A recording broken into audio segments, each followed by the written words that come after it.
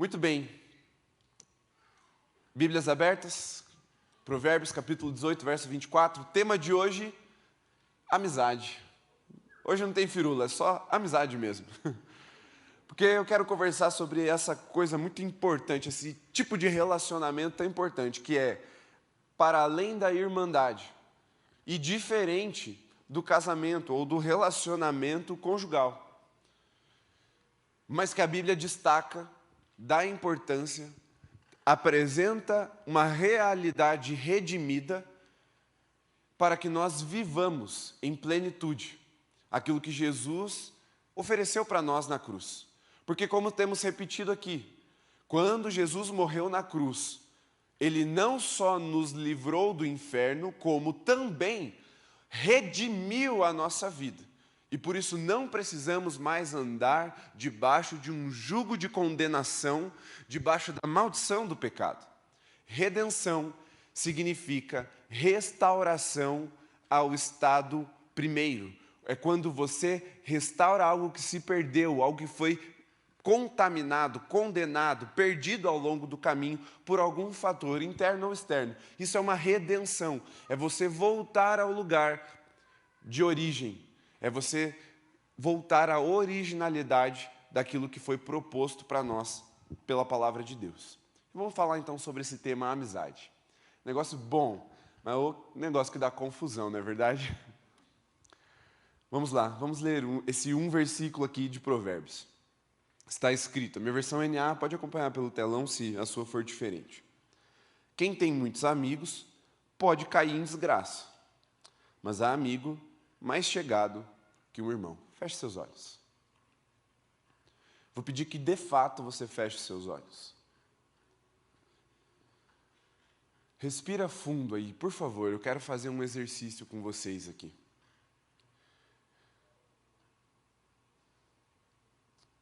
Senhor, joga luz sobre os nossos corações agora. Espírito Santo, vem com a tua graça e derrama o teu poder sobre nós nessa noite. Espírito Santo, doce e amado Espírito Santo, quebranta os nossos corações. Não queremos endurecer o nosso coração diante da tua voz. Eu peço que o Senhor vá nos dando a graça de sermos libertos de todo orgulho agora, de toda altivez, de toda fortaleza no nosso coração que impede a tua palavra de ser semeada.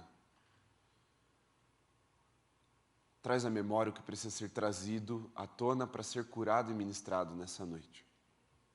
Fala conosco, Deus, é o nosso desejo, em nome de Jesus. Amém. Antes de eu seguir, eu quero que você vire para alguém aí, não precisa ser do lado, para alguém perto de você, e você vai falar: eu abro meu coração para Jesus hoje. Pode falar. Você precisa falar, tem que falar para alguém. Olha no olho de alguém aí e fala.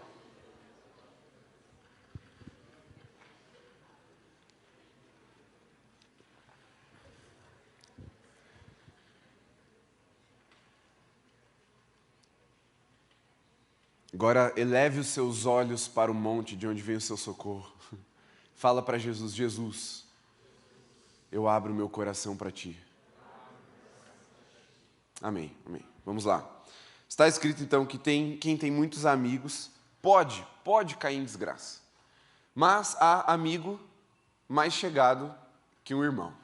Muito bem, aqui a gente já percebe que o autor de Provérbios, aquele quem fez uma coletânea, esse livro ele é uma coletânea de sabedorias acumuladas durante um longo período de tempo no povo judeu e, claro, com alguns acréscimos de outras culturas também. É um livro que a gente chama de sapiente ou de sapiência, que é a palavra ali de latim para sabedoria. É onde você vai encontrar muitos conselhos práticos, às vezes profundos, às vezes superficiais, mas sempre muito práticos para que nós apliquemos isso à nossa vida. Essa coletânea ela foi feita muito provavelmente por Salomão ou pelo seu redator, alguém que estava ali sob a orientação de Salomão. E um livro que contém muita sabedoria também porque foi compilado já numa fase da vida de Salomão em que ele tinha vivido muitas coisas. Salomão não era um cara do interior que viveu a vida inteira plantando milho e vendo o sol se pôr às 5 da tarde, dormindo às 6 horas e acordando às 4 da manhã e viveu esse ciclo para o resto da vida. Não. Salomão, mesmo tendo vivido há muito tempo atrás, Salomão, se você não sabe, ele era um dos filhos do rei Davi, ou seja, logo o terceiro rei na linhagem de Israel. Então, há muito tempo antes de Jesus, Salomão reinou na nação de Israel. E foi o último rei do Reino Unido de Israel, antes de que essa nação ela se separasse em Reino do Norte e Reino do Sul. E ele viveu um tempo de muita prosperidade e de muita paz.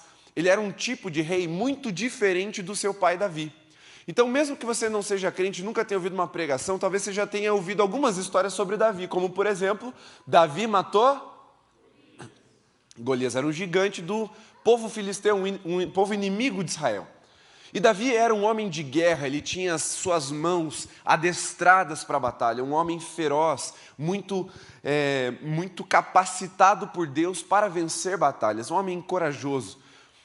E que conquistou muitas coisas e derrotou muitos inimigos e libertou Israel e era um homem de guerra, suas mãos tinham muito sangue. Já Salomão, muito ao oposto do seu pai, ele não enfrentou nenhuma guerra direta. Ele era um homem diplomático, ele era um homem de alianças, tanto que é por isso que você já deve ter ouvido falar que uma das coisas mais famosas de Salomão é o quê? A quantidade de mulheres. Porque naquele tempo se fazia aliança política através de casamento. Enviava-se uma princesa como uma forma de se aliançar com aquele reino, para que não houvesse guerra. Então, Salomão ele tinha muitas mulheres porque Israel tinha muitas alianças. E com isso ele foi enriquecendo. Ele foi quem construiu o primeiro templo em Israel para que a presença do Senhor se manifestasse ali de forma estabelecida. Até seu pai Davi, o lugar da manifestação da glória de Deus era nos tabernáculos ou nas tendas. Mas a partir de Salomão já havia um templo muito glorioso, muito suntuoso. Esse é o cara que, conhecendo muitas culturas, tendo vivido muitas realidades, tendo sido muito bem sucedido e muito próspero, porque quando o Senhor se manifestou a ele, o Senhor ofereceu a ele um pedido. E ele pediu sabedoria para governar o seu povo. Então a sabedoria de Salomão não era só resultado da sua experiência. Era, antes disso, fruto do seu pedido diante do Senhor. E o Senhor, com muita graça, concedeu esse pedido a Salomão. Esse é o currículo do cara que, se ele não escreveu, no mínimo ele mandou escrever. E compilou esse livro de sabedoria. E uma coisa que Salomão sabia era do que ele estava falando. Salomão sabe das coisas. E o que ele está afirmando para nós nesse provérbio, e a gente precisa sempre entender a qualidade literária ou o estilo literário de cada livro bíblico, é que um provérbio não é uma profecia. Então veja, Salomão não está aqui profetizando, quem tem muito amigo vai cair em desgraça. Não é isso. Não está profetizando nada. Tampouco ele está falando de uma realidade apocalíptica, como Daniel ou Apocalipse. Nem era um evangelho, vou te dar uma boa notícia, quem tem muitos amigos vai cair na desgraça, mas há amigo mais chegado que... Não, ele está dando um conselho. Por isso não há um determinismo nessa fala, mas há um consenso de que isso é uma realidade. Em outras palavras, é um senso comum notável. Não é aquela besteira que o tio do WhatsApp conta. É um senso comum, sim, mas é notável e comprovado. Quem tem muitos amigos pode cair em desgraça. Mas há amigo mais chegado que um irmão. E aqui ele apresenta duas realidades. Parece, para mim, que Salomão já via os nossos dias. Se fosse um texto profético, eu diria, Deus mostrou os nossos dias para Salomão. Porque ele está falando de duas realidades de amizade aqui. A primeira, quem tem muitos amigos é o quê? Qual é a palavra que se usa para alguém que tem um monte de amigo? Popular. É pop. Igual a Taylor Swift, é pop.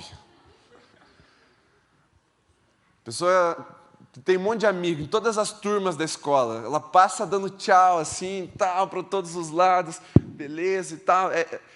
Chega na igreja, é difícil chegar num lugar de tanta gente que ela cumprimenta. Essa pessoa é o quê? Popular. E ela fala, meu amigo. Como é o nome dele mesmo? Não lembro, mas é meu amigo. Uma realidade de popularidade. E qual é a outra realidade que Salomão está apresentando, ou o autor de Provérbios está apresentando nesse versículo? A outra realidade de amizade aqui é sobre intimidade. Porque nós falamos que irmandade é uma realidade familiar, mas para nós é uma realidade familiar espiritual. Deus é Pai, nos adotou por meio do sangue do seu Filho, e o Espírito dele testifica no nosso espírito que somos filhos de Deus, pelo qual clamamos Abba Pai. Se Deus é meu Pai, se Deus é o Pai daquela pessoa, então nós somos automaticamente irmãos em Cristo Jesus. Uma realidade familiar, ainda que numa aliança espiritual. Mas se você olhar para o seu irmão, você que não é filho único e tem um irmão, você tem uma proximidade, um relacionamento. Muito provavelmente você já morou, se ainda não mora, na mesma casa que os seus irmãos. Você estava debaixo do mesmo teto.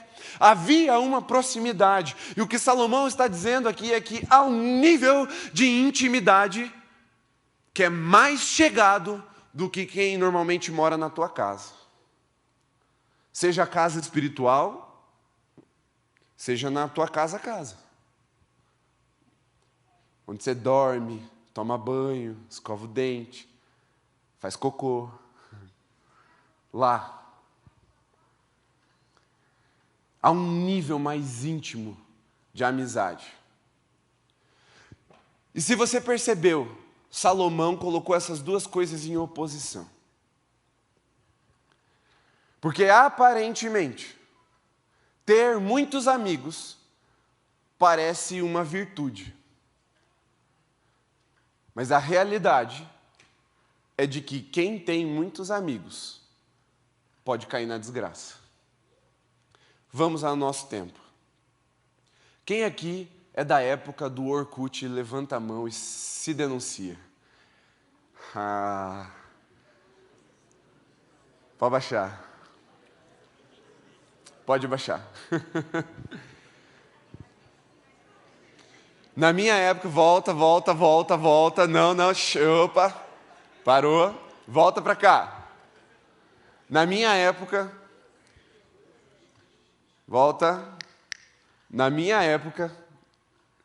começou uma onda de participar de máximo de comunidades possível. E o máximo que se podia ter de comunidades, de entrar em comunidades do Orkut, eram 1000 em um primeiro momento. Eu não lembro se depois abriu para mais, eu acho até que sim. Mas no primeiro momento havia um topo, você tem até 1000. E era cansativo, cara, você ficar filtrando toda a comunidade que você ia entrar. Mas o legal era você estar em um monte de comunidade diferente. Eu amo som alto. Eu amo som alto em caixa alta, eu amo som alto escrito em inglês.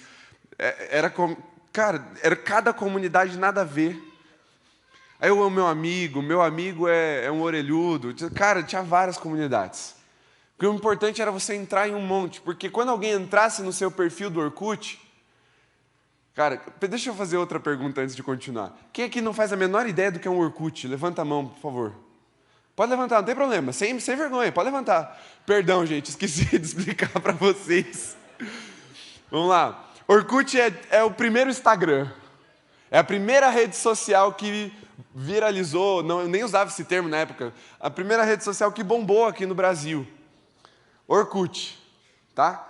Era engraçado porque o pessoal da época tinha dificuldade de falar Orkut. E era o quê? O Yorkut. Pérolas do nosso tempo. Calma, já vou chegar lá.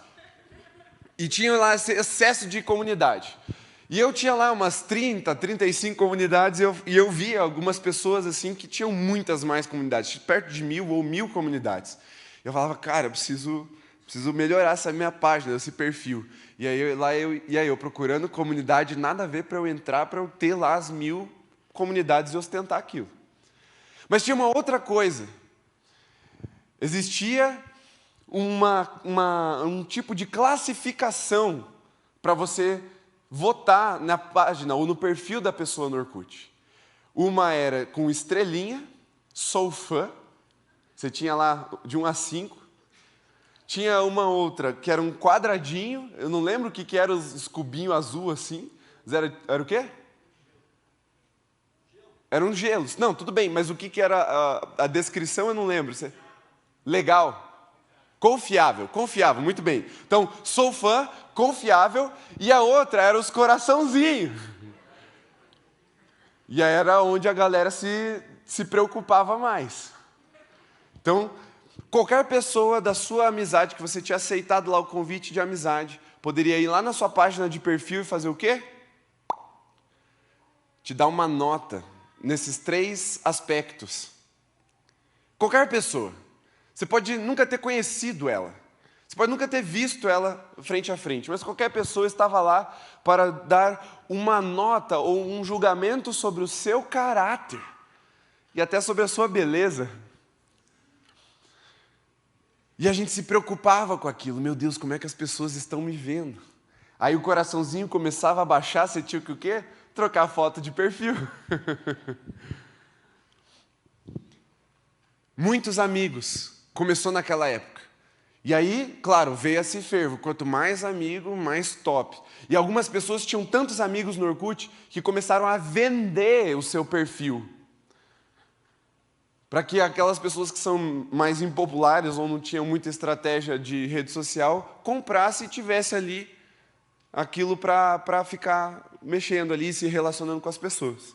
Depois do Orkut veio o Facebook. O Facebook todo mundo conhece. Alguém não conhece o Facebook? Todo mundo conhece? Todo mundo. Ah, tá. Beleza. Não sei, né? Vai que tem um índio aqui no nosso meio. Mas todo mundo conhece o Facebook. O Facebook é a mesma coisa. Quanto mais amigos, melhor a sua página. Você aceitava qualquer pessoa que colocasse lá, pedisse a solicitação de amizade. Depois evoluiu para o Instagram. E no Instagram, aí muda um pouco isso, porque aí já não era mais amigo, é seguidor, certo? Mesma coisa, só que com outro nome. Muito bem. A nossa geração, estatisticamente falando, e muito estudado isso, especialmente no período da pandemia, é a geração mais ansiosa já registrada. A gente não pode dizer que é da história, porque a gente não tem o registro da história inteira. Talvez aquele tiozinho que estava lá, podendo ser massacrado pelo povo inimigo a qualquer momento, tivesse um nível de estresse e ansiedade maior do que o nosso. Mas, em termos gerais, geracionais, essa é a geração mais ansiosa e mais preocupada da história. É a geração que tem o maior número de conexões. Quando eu era criança, com 13 conexões, você chegava a qualquer pessoa ao redor do mundo. Hoje, nós estamos entre 5 e 6 conexões para você atingir qualquer pessoa. Pensa em qualquer pessoa. Com 5 ou 6 conexões, você chega nela. De tão conectado que é o mundo.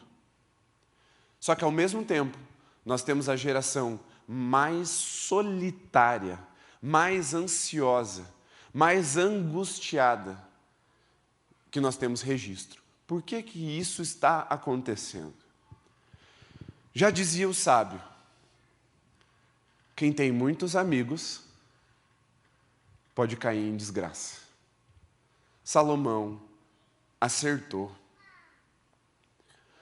Porque aqui é óbvio que esse tipo primeiro de amizade que envolve a popularidade não tem a ver com um relacionamento de intimidade que ele fala no segundo verso. A palavra é a mesma, denota a mesma coisa, só que em contextos totalmente diferentes. E o que nós precisamos entender sobre isso é que não importa o quanto você é popular. Importa se você tem amigo mais chegado que um irmão. E aqui você repara que nem está escrito no plural. É no singular, amigo. Claro que você pode ter 2, 3, 4, 5, você já está meio pop. Mas intimidade é uma contraposição à popularidade. Mas o que nutre a alma do ser humano não é a popularidade, ainda que num primeiro momento ela pareça agradável, boa. Quantas pessoas não gostariam de ser populares? Na minha época acontecia muito de quando uma menina na escola, que era muito popular, perdia a virgindade, ela era esculachada na escola inteira. Aquela menina ficava depressiva, mal falada, fugia da escola, as notas caíam. Porque ela era tão popular que quando acontecia alguma coisa de ruim com ela, todo mundo estava pronto para dar uma banda, para passar rasteira, para apontar o dedo, para julgar. Isso aconteceu não uma, não duas, não 3 vezes na época que eu ainda estudava, estava no ensino médio. Foram várias vezes, e normalmente isso acontecia com a pessoa mais popular da escola, ou as mais populares da escola, aquelas que todo mundo conhecia. Na nossa época, nós podemos ver quantos escândalos estão acontecendo por causa da popularidade, e essa popularidade virando uma desgraça na vida daquele influencer, por exemplo. Você sabe muito bem, e eu não quero politizar a situação, mas recentemente uma página de fofoca publicou uma mentira sobre uma menina que mora lá no interior de Minas Gerais. Essa menina foi achincalhada na internet e ela se matou. A popularidade se tornando em desgraça. E isso não é um caso isolado. Isso se repete. Por quê? Porque, por exemplo, com o advento dos celulares com câmera, as pessoas passaram a registrar momentos vergonhosos. A gente olha algumas coisas na internet e fala assim, meu Deus, que cara estúpido, irmão. Todo mundo já foi estúpido um dia. Você fala assim, meu Deus, que cara tapado. Todo mundo já teve uma fase tapada. A diferença é que na nossa época não tinha Twitter nem celular com câmera. Hoje, tudo isso é jogado num lugar onde não tem mais volta, que se chama internet, é o lugar da máxima popularidade.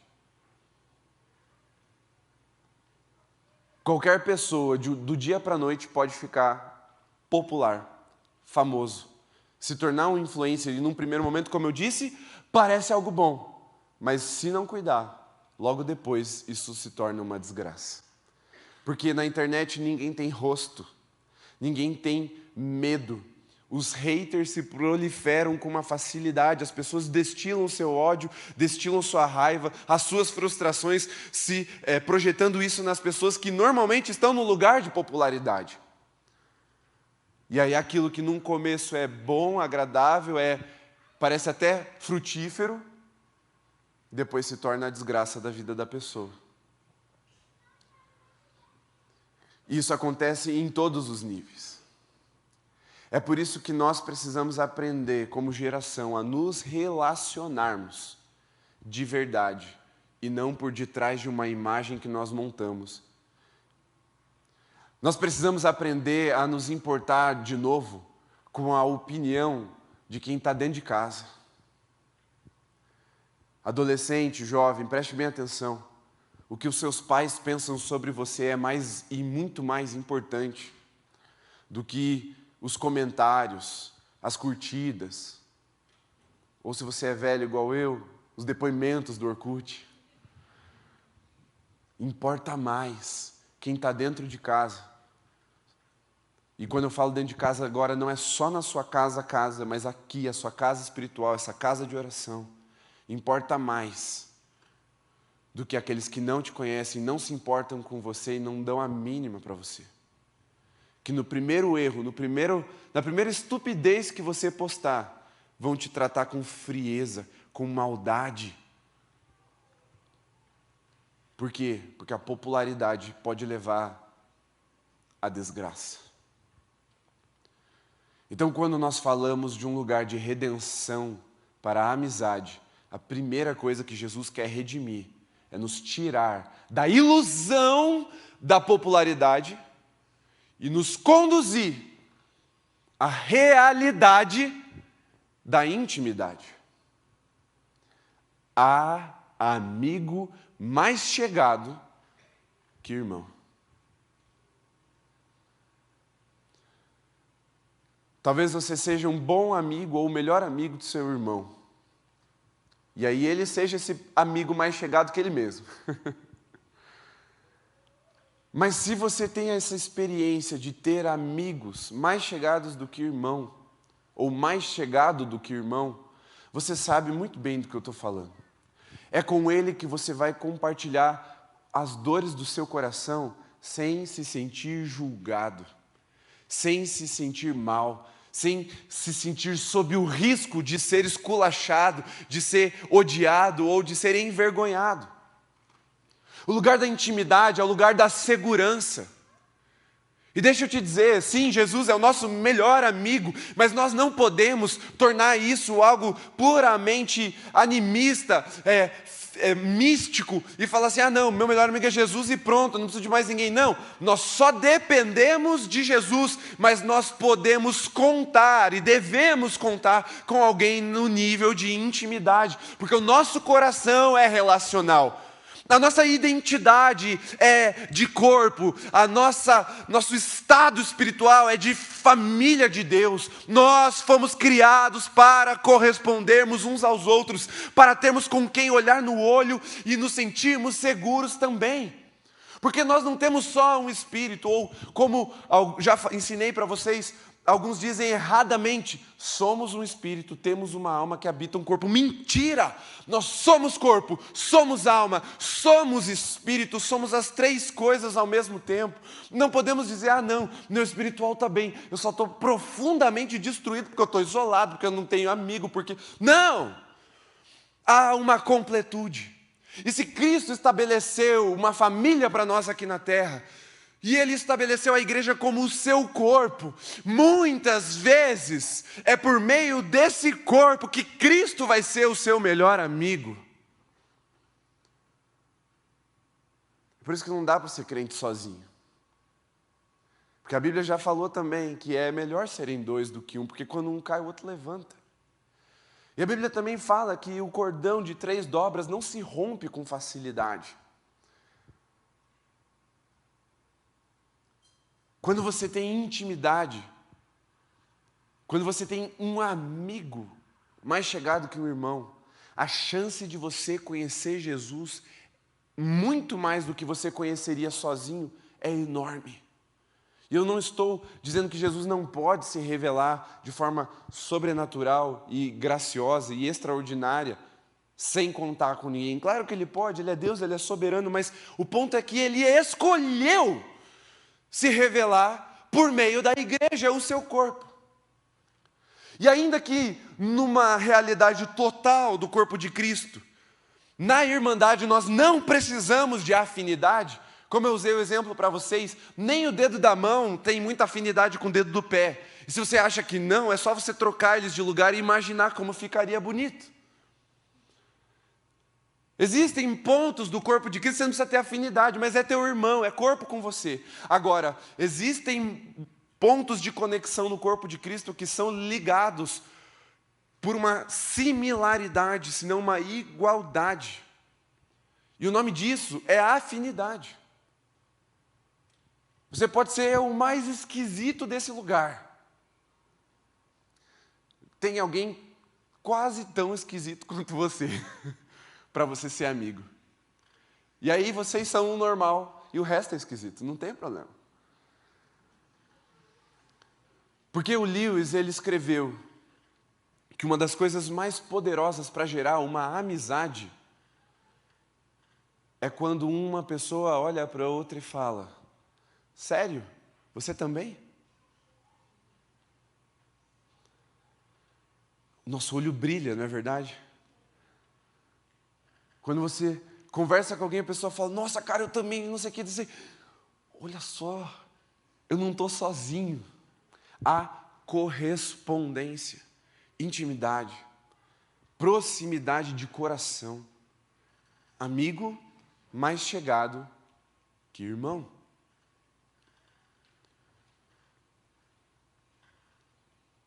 Só que a nossa geração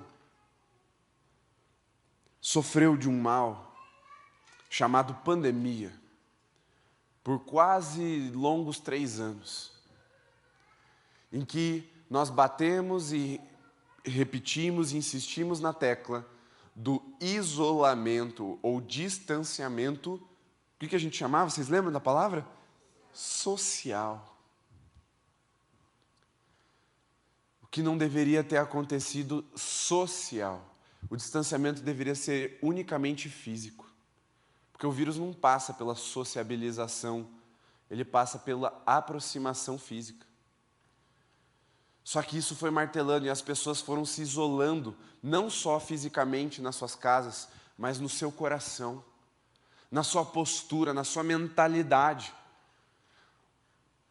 Eu, na pandemia, falei assim, quer saber, eu vou tacar o louco, mano. Vou fazer uma oração toda quarta, 5 da manhã, no Zoom.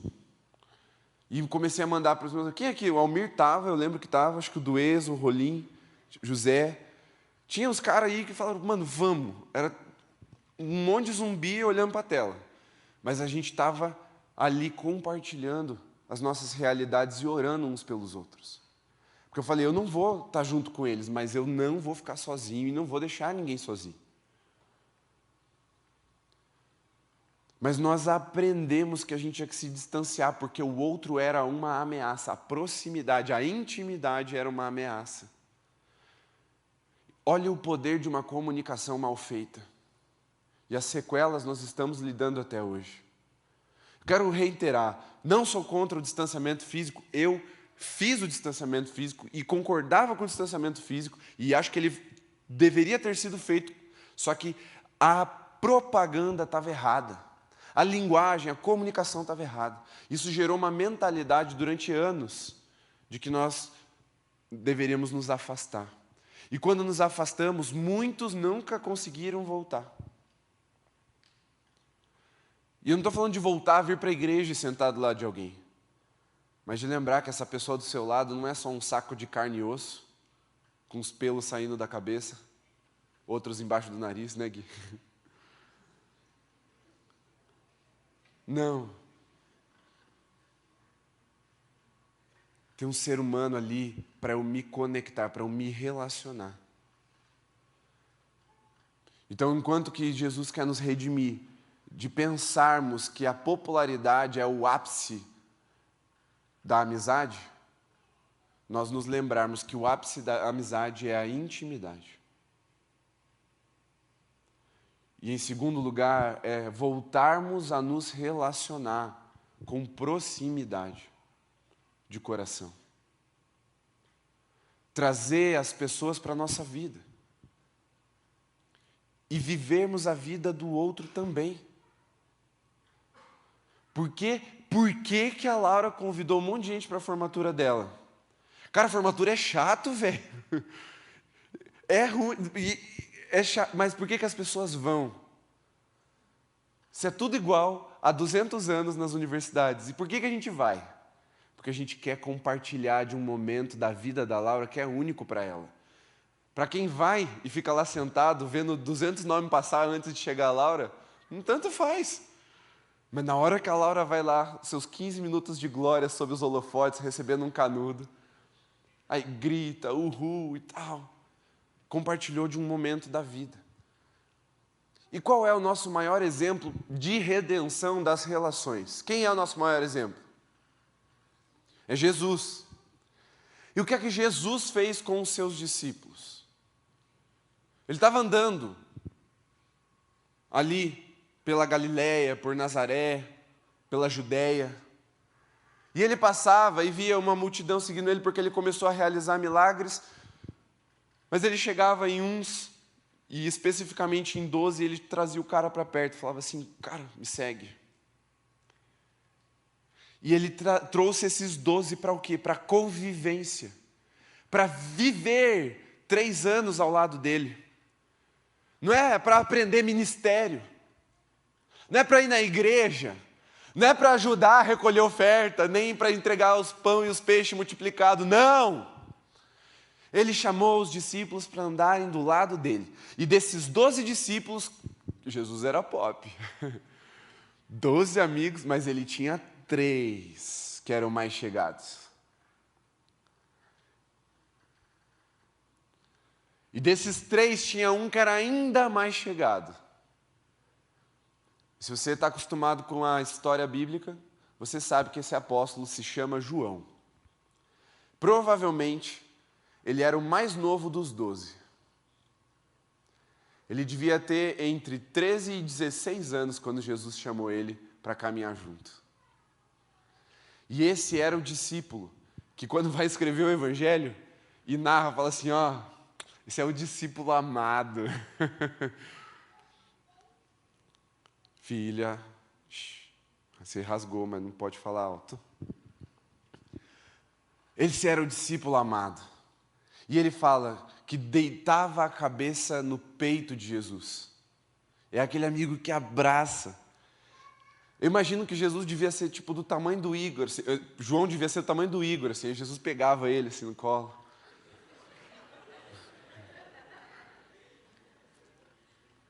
Eu estou brincando. João não era tão pequeno assim.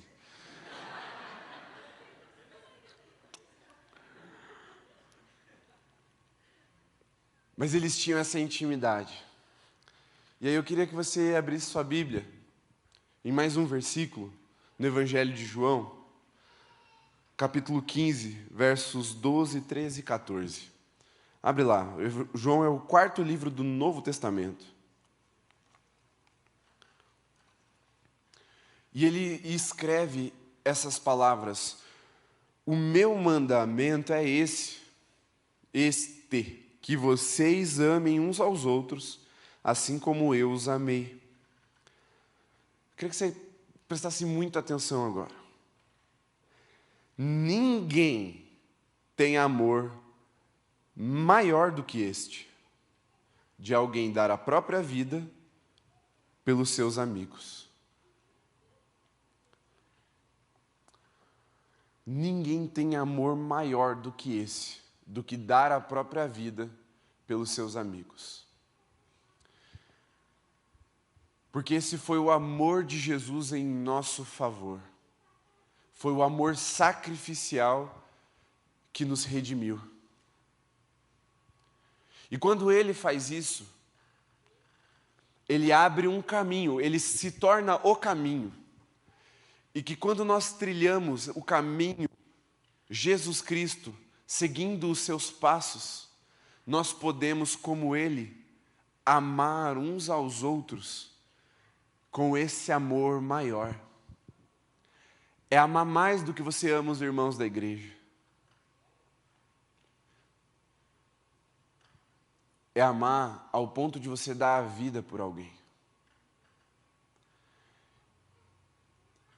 E eu creio que nenhum cristão deveria passar por essa vida sem amar alguém a esse ponto. De saber que daria a vida em favor de alguém. Nenhum cristão deveria passar por essa vida sem ter essa experiência de Cristo ser revelado no seu amor sacrificial. Ainda que na intenção, porque talvez você não precise da sua vida. No sentido de você morre e o outro não. Eu sei por quem eu daria a minha vida, além da minha esposa e filho, que é óbvio. E aqui eu não estou nem falando da minha missão pastoral de proteger as ovelhas, porque eu também daria a vida pelas ovelhas que Jesus me confiou, mas não por amor à ovelha, mas por temor a Cristo, que me confiou e vai me cobrar depois. Eu estou falando de uma amizade, que quando você pensa assim, cara, eu morreria por essa pessoa, ou eu daria a vida por essa pessoa. Todo cristão deveria ter essa experiência de amar alguém que não é o seu cônjuge, a esse ponto. Nem seu filho ou filha, né?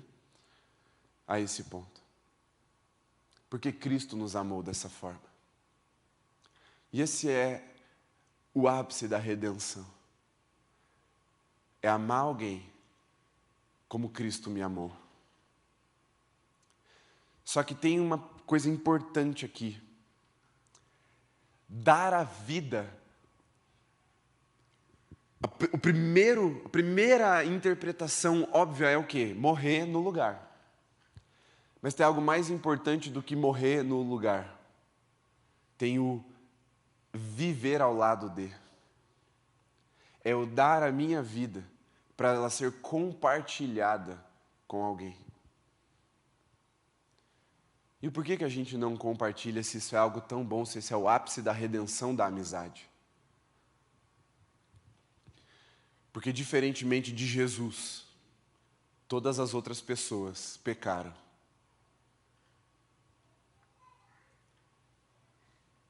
E podem pecar contra nós. E talvez você tenha aberto o seu coração para amar alguém nesse nível de amizade e essa pessoa pecou contra você. Ou vocês pecaram contra o outro ao mesmo tempo, brigaram, e isso te feriu. Porque alguém te esqueceu. Talvez não foi algo ativo, mas a pessoa simplesmente te esqueceu, foi embora. Se mudou, ficou aquela ferida no teu coração. Fiquei abandonado aqui. Às vezes a pessoa nem tinha culpa, era amigo de infância. Os pais se mudaram, ela foi junto e aquilo ficou no teu coração. E aí você, sentindo aquela dor do abandono, do ficar para trás, você fala assim, cara, nunca mais quero passar por isso. Que a palavra de Deus te liberte nessa noite pela verdade de que vale a pena correr os riscos de amar alguém ao ponto de dar a vida por essa pessoa. Você precisa saber que mesmo que essa pessoa venha a te frustrar, mesmo que essa pessoa venha a te ferir, mesmo que essa pessoa venha a te magoar, vale a pena correr o risco de amar verdadeiramente como um amigo. Sabe por que eu sei disso? Porque eu olho para Jesus e Ele calculou o preço que seria pago. Ele olhou para o tamanho do cálice da ira de Deus que seria derramada sobre Ele e Ele falou assim, Senhor, seja feita a Tua vontade. E Ele foi até o fim. E quando, no momento mais agonizante da sua vida aqui na terra, Ele estava lá torturado, rasgado, crucificado e sedento. Ele olha para as pessoas que o crucificaram, que estavam ali envergonhando, cuspindo, blasfemando contra ele. Ele olha para Deus e fala, Pai, perdoa-lhes, porque não sabem o que fazem.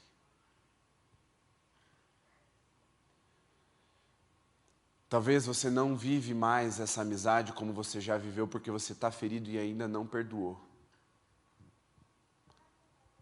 Você disse para Jesus que você abriu o coração para Ele nessa noite. Então você precisa perdoar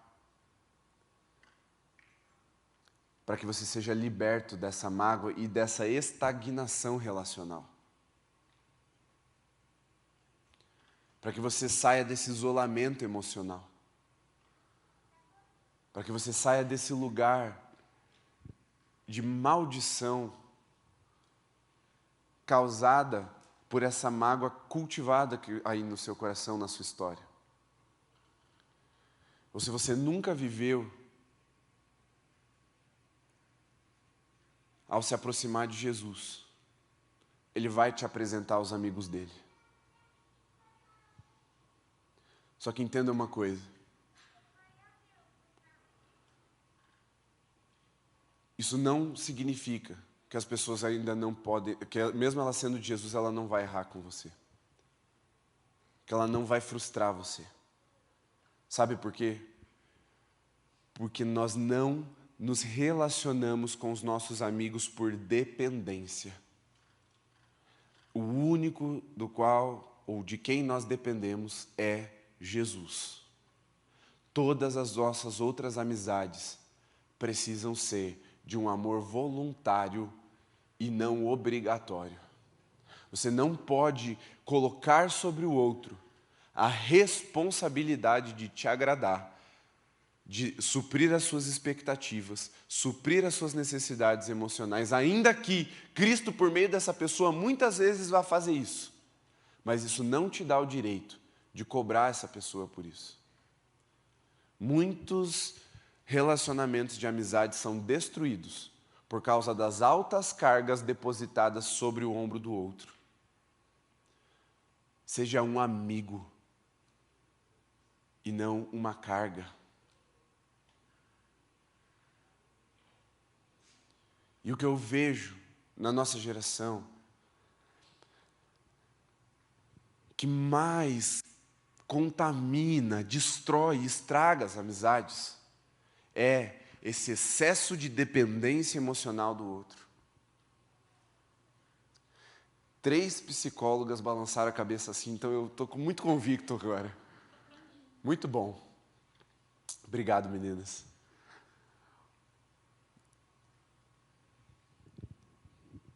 Você só vai viver uma relação redimida nas suas amizades ou na sua amizade de um amigo mais chegado que um irmão, se você for amigo de Jesus. É impossível você viver a plenitude de uma amizade sem antes ser amigo de Jesus. É por isso que essa não é uma palavra coach. Ó, instala os drive aí, pega os códigos e pronto, vai ser amigo de todo mundo. Esquece.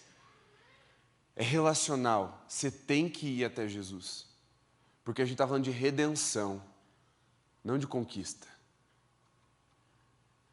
Redenção é um presente que Jesus nos deu na cruz. Para você redimir suas amizades, você precisa ir até Jesus para ser redimido primeiro.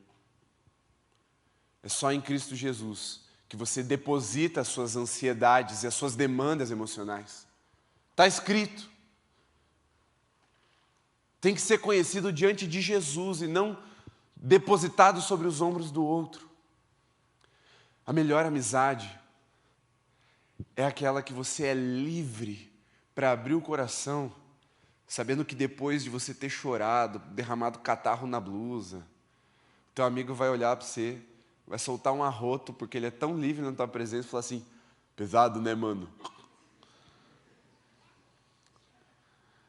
Ele vai dar uns tapinhas nas suas costas, falar assim, bora jogar um FIFA. E seguir a vida, cara. Mas foi bom compartilhar, foi bom estar ali junto. Enquanto que na Irmandade Redimida nós a contemplamos pelo sentimento de é bom estar aqui, a amizade redimida é quando nós chegamos para alguém e dizemos, é bom estar com você. Sai do âmbito geral e entra no âmbito da intimidade. Agora tem um rosto, agora tem uma personalidade. Tem um indivíduo.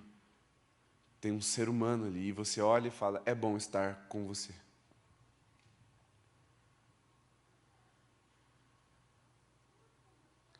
Popularidade leva à desgraça.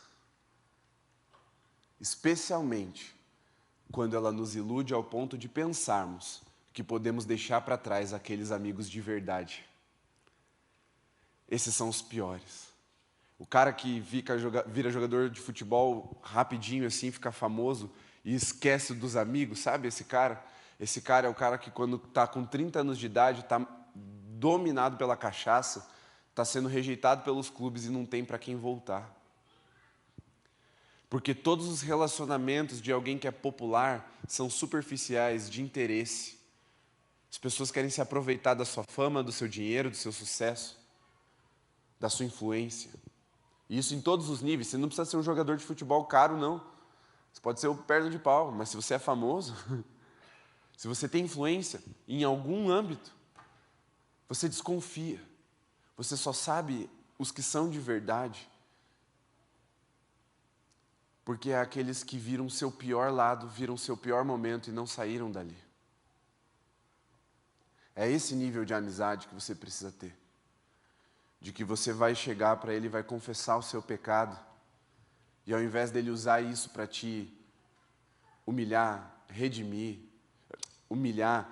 reprimir ou te julgar, ele vai te acolher, vai te levar ao lugar de oração e arrependimento em Jesus. E vocês dois vão sair livres e libertos ali do peso do pecado. Isso é uma amizade redimida. E muitas vezes nós destruímos as nossas amizades, porque antes disso abandonamos Jesus. Sem Ele, nada podeis fazer. Nem viver uma amizade plena. Fique em pé aí no seu lugar.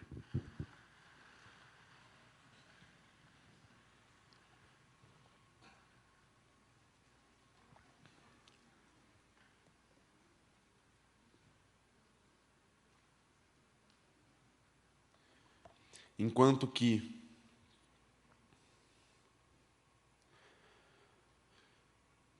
a popularidade leva à perdição, a intimidade leva à redenção.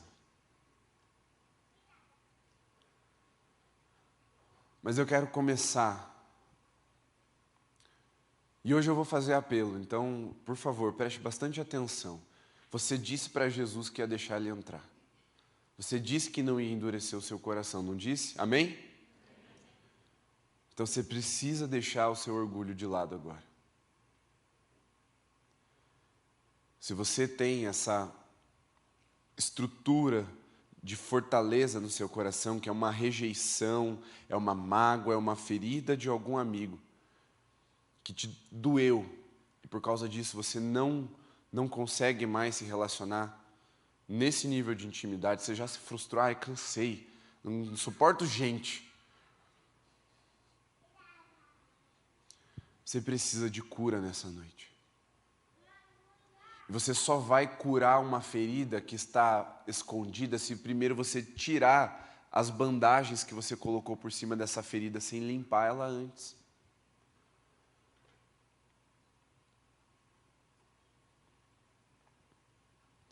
Então, se você precisa de cura nessa noite, porque você tem se sentido sozinho, a solidão é um sintoma.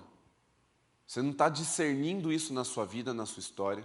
A solidão é um sintoma. Talvez você não saiba onde começou, mas se você está vivendo solidão emocional, mesmo tendo muitas pessoas ao seu redor, eu quero que você deixe o seu lugar e venha à frente no altar. Vamos orar por você. Não olhe para o lado, irmão. Não é a hora de olhar para o lado, é a hora de você olhar para dentro. Pode deixar seu lugar vir aqui à frente. Se ajoelhe aqui no altar. Venha sem medo. Você não tem tido correspondência. Você está com saudade de um amigo que nunca foi substituído. Isso te dói. Você vai apresentar agora a sua dor para Jesus. Fala para Jesus que você está se sentindo sozinho. Fala para Jesus que dói no seu coração. Deixa Ele te acolher. Deixa Ele ser esse amigo. E Ele vai te apresentar os amigos dele. Se você ainda está no seu lugar e precisa disso, precisa ser liberto dessa solidão, deixa o seu lugar, venha à frente, não tenha medo.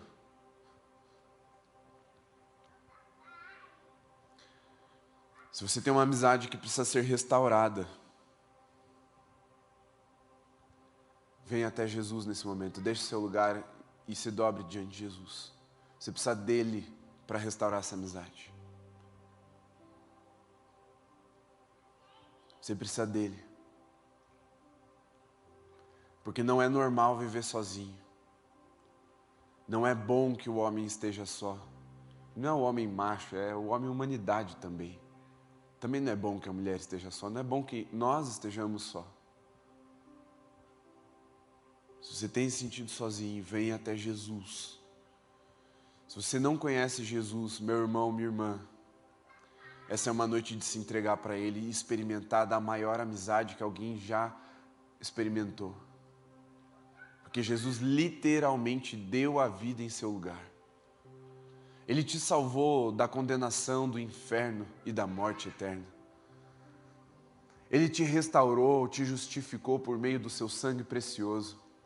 E Ele redimiu a sua vida e todas as relações que você tem, para que você vivesse em liberdade e não voltasse para o lugar de cativeiro. Para que houvesse plenitude, vida e vida em abundância. Se você nessa noite precisa confessar Jesus como seu Senhor, porque você ainda não o conhece, Ele ainda não é o seu amigo. Nessa noite você precisa se aproximar dEle. E se Jesus ainda não é o seu amigo, e você tem sido um peso para as pessoas, porque você projeta as suas necessidades, as suas carências, as suas ansiedades sobre o outro, você se tornou dependente de alguém, nessa noite você precisa corrigir isso, redimir isso. Você precisa deixar o seu lugar e vir ao altar. Se Jesus ainda não é o seu melhor amigo, deixe o seu lugar e venha até o altar. Se as pessoas ainda te acham pesado, se você tem tido dificuldade de se relacionar, Jesus tem uma redenção para nos oferecer. Vocês que estão ajoelhados vão orando, mas orem mesmo. Jesus está aqui ouvindo a sua oração. Eu não ouço.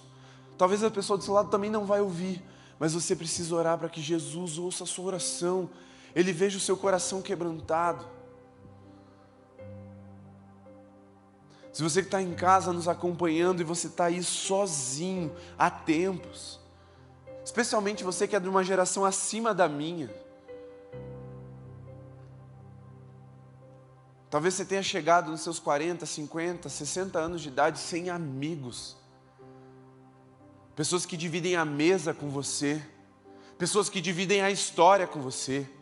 Ei, se quando você vai tirar férias, você não consegue pensar em mais ninguém além da sua família, está faltando um amigo na sua história. Não passe por essa vida sem a experiência de ser igual a Jesus e compartilhar a sua vida com alguém.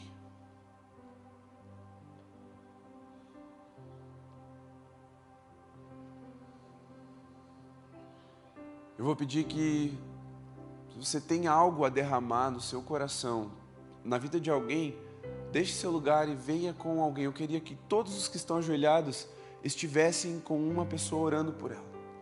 Você não vai orar por vários, você vai orar por uma pessoa só. Só se aproxima e ora por essa pessoa.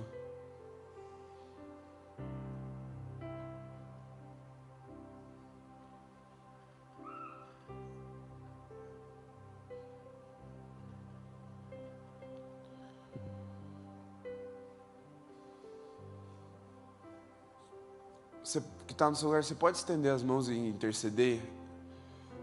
Vamos criar um ambiente de amor?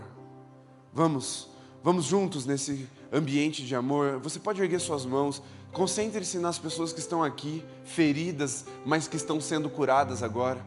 Permita-se ser usado pelo Espírito de Deus. Interceda, creia no poder da oração. Se você tem uma pessoa que você sabe que está vivendo um isolamento e precisa ser redimida nas amizades, ore por essa pessoa, coloque o nome dela agora diante de Jesus, para que Jesus gere essa aproximação, para que Jesus te use para resgatar, para redimir.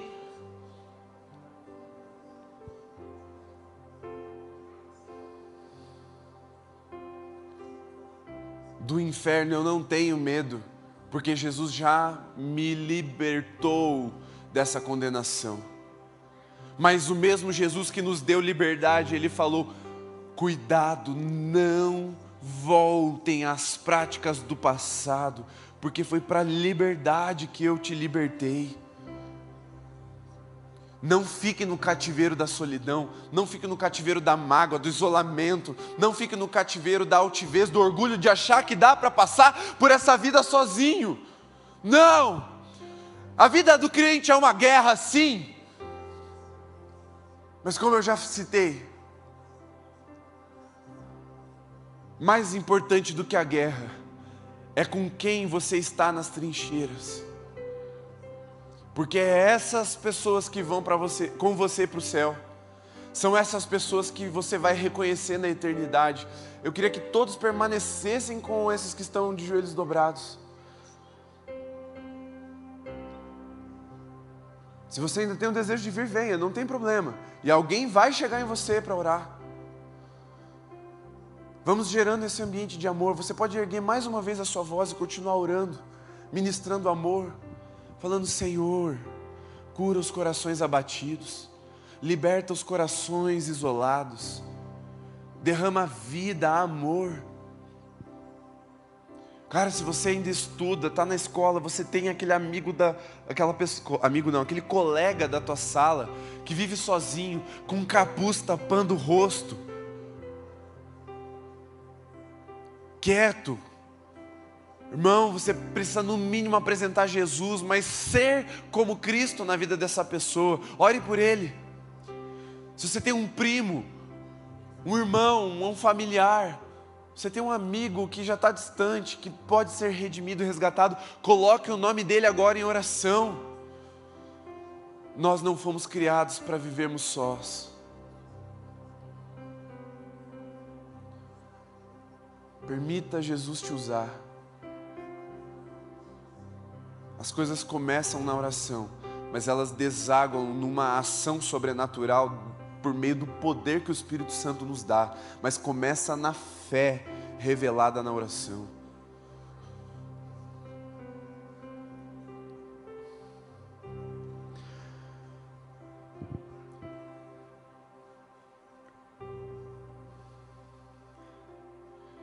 Queria pedir que todos ficassem em pé agora e olhassem aqui para mim.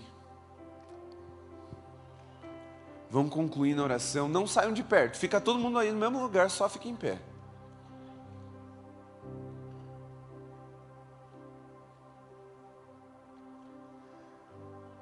Ouçam o que eu vou dizer agora e a gente conclui a mensagem e encerramos o culto.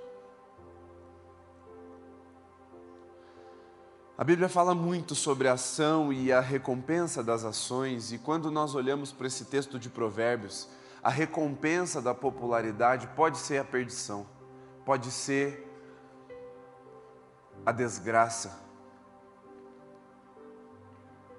mas a amizade mais chegada que o irmão é a própria recompensa. Não é tenha um amigo mais chegado para o irmão para você cair na graça. Não, você não entendeu. Tenha um amigo para você ser feliz. Não, você não entendeu. Tenha um amigo para ter um amigo. A amizade é a recompensa da amizade, se ela for vivida em Jesus. Amém? Você pode repetir isso comigo? A amizade é a recompensa da amizade. Coloque suas mãos assim, todos. Que o amor de Deus, o nosso Pai, que a graça salvífica e redentora de Jesus, o Filho, e a comunhão santa, amorosa do Espírito de Deus seja sobre você, meu irmão, minha irmã. Seja sobre a sua casa, sobre a sua família e sobre toda a igreja de Jesus espalhada por toda a terra, nessa noite, mas até que Ele volte para nos buscar. Amém. Amém? Deus abençoe. Vão na graça e na paz de Jesus. Pode acender as luzes.